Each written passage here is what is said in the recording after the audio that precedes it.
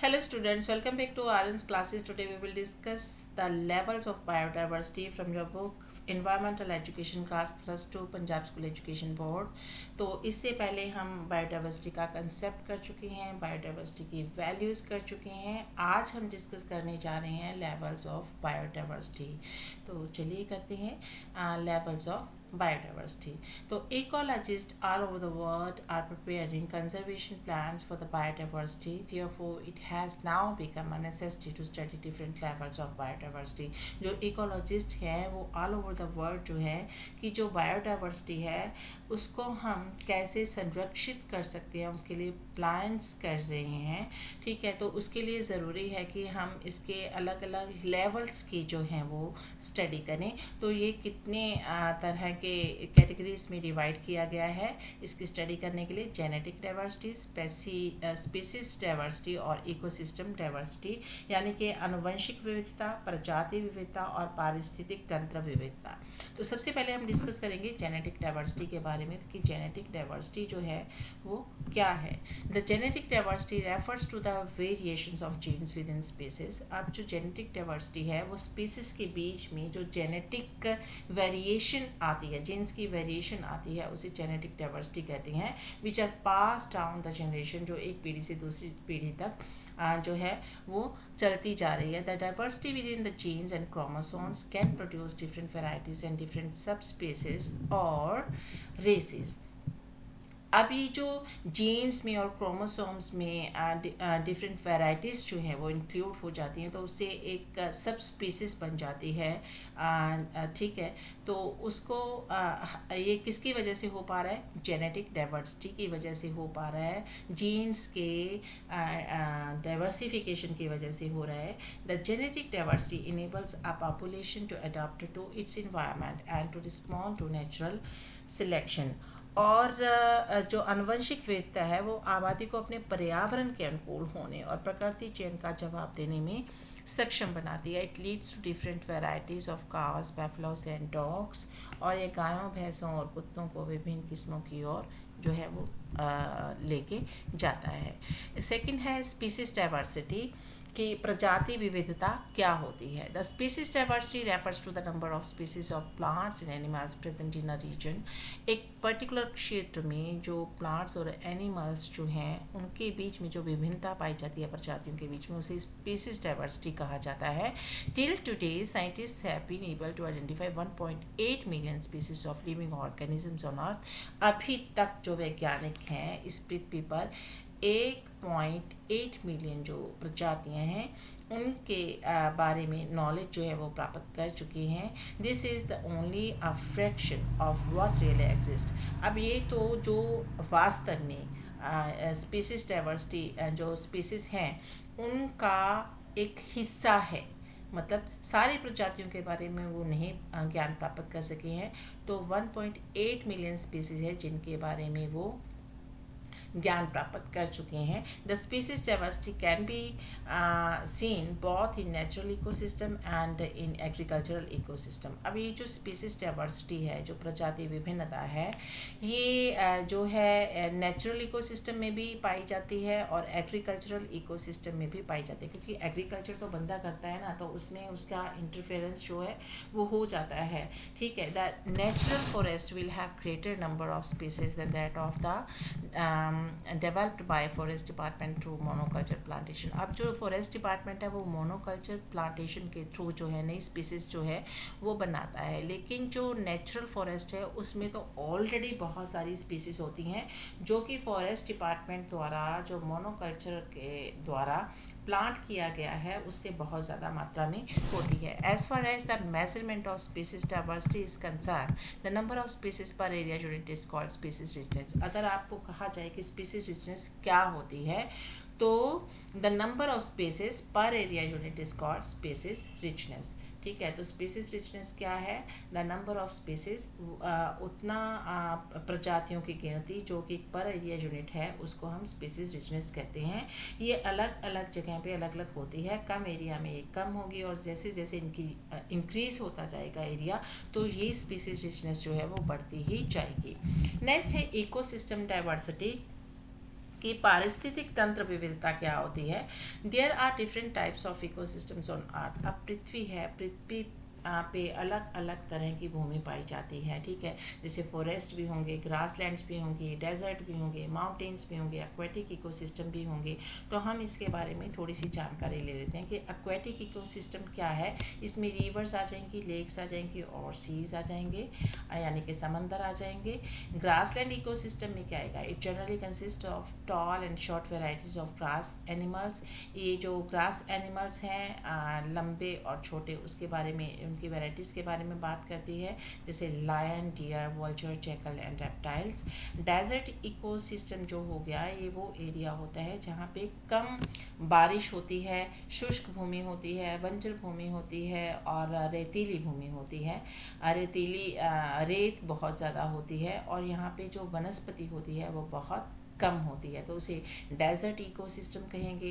Wetland ecosystem जहाँ पे थोड़ी सी नमी होती है, तो it includes wetland, riverine ecosystem और एस्ट्रियन इकोसिस्टम, और we can say that transitional system, ठीक है। तो इसमें जो नदी और उसके मुहाने शामिल हो जाते हैं वेटलैंड इकोसिस्टम में। Each ecosystem has its own complement of interlinked species based on habitats. और जो प्रत्येक पारिस्थितिक तंत्र में आवासों के आधार पर परस्पर जुड़ी प्रजातियों का अपना ही एक पूरक होता है। An ecosystem can be called natural if it is not disturb by human activities. अब इकोसिस्टम नेचुरल कब होगा? जब वहाँ पे कोई ह्यूमन एक्टिविटी नहीं होगी, यानी कि इंसान नेचुरल इन्वायरमेंट के साथ कुछ भी छेड़खानी नहीं करता और मॉडिफाइड या उसे मॉडिफाइड करने की कोशिश नहीं करता। When it is changed for the use of some purpose. और इंसान उसकी छेड़खानी कब करता है? जब उसे पर्सनल पर्पस के लिए कुछ संसाधनों की आवश्यकता होती है। India has a rich ecosystem diversity due to its different biogeographically regions with different physical conditions. Bharat में विभिन्न भौतिक जो स्थितियों वाले विभिन्न जैव भौगोलिक क्षेत्रों के कारण एक समृद्ध पारिस्थितिक तंत्र विविधता जो है वो पाई जाती है। तो ये तो हमने कर लिया था कि जो ये जो कितनी श्रेणियों में जो है हम, है ना, इसको डाइवर्सिटी को जो हम बायोडाइवर्सिटी को स्टडी कर सकते हैं। लेकिन इसका बैलेंस कैसे किया जा सकता है नेचर में, प्रकृति में इसको बैलेंस कैसे रखा जा सकता है? तो अब क्योंकि इंसान की छेड़खानी होती रहती है जो नेचुरल इन्वायरमेंट है उसके साथ, तो इसमें संतुलन तो बहुत कम पाया जाता है। बैलेंस मीन्स होता है situation in which different things exist in equal amount. अब बैलेंस क्या है, संतुलन क्या है, जिसमें कि अलग अलग चीज़ें जो हैं वो इक्वल मात्रा में पाई जाती हैं। Most of the ecosystems are not in balance. और बहुत सारे पारिस्थितिक तंत्र जो होते हैं वो संतुलित अवस्था में नहीं है। टू मेंटेन इक्विलिब्रियम, अब इस संतुलन को प्राप्त करने के लिए it is essential to maintain balance in living and non living components, कि हम जो लिविंग और नॉन लिविंग कंपोनेंट्स हैं उसमें एक संतुलन बना के रखें। तो इसको हम बायोटिक और अबायोटिक की फॉर्म में भी स्टडी करेंगे। लिविंग जो होते हैं उसको हम बायोटिक कहते हैं और नॉन लिविंग को हम अबायोटिक कंपोनेंट्स कहते हैं। तो अबायोटिक कंपोनेंट्स कौन से हो गए? Abiotic components include soil, water, minerals, sunlight, rain, air, humidity, climatic conditions and information about the area, all are abiotic competition components, ठीक है। तो अबायोटिक कंपोनेंट्स कौन से हो गए कि जिसमें नॉन लिविंग थिंग्स आती हैं, जैसे मिट्टी हो गई, पानी हो गया, खनिज हो गई, ठीक है।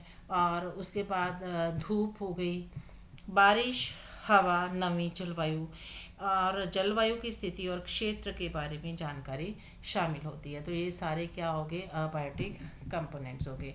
अब बायोटिक कंपोनेंट्स के बारे में बात करें, यानी कि अगर हम लिविंग जो कंपोनेंट्स हैं उनके बारे में बात करें, तो इसमें सारा क्या आ जाएगा? माइक्रो ऑर्गेनिजम्स और सारे लिविंग क्रिएचर्स आ जाएंगे, जिसमें कि बड़ी जो व्हील है वो भी आ जाएगी।